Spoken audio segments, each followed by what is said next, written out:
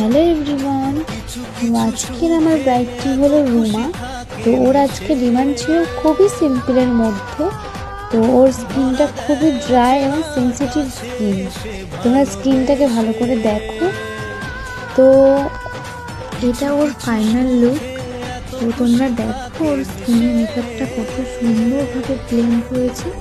ও আমাকে অনেক দিন থেকেই ফোন করে আমাকে বলছে যে আমার মেকআপটা যাতে একটু সুন্দরভাবে ব্লেন্ড হয়, কারণ আমার স্কিনটা খুবই সেন্সিটিভ এবং খুবই ড্রাই, সেজন্য আমার স্কিনে যেন মেকআপটা খুব ভালো ব্লেন্ড হয়।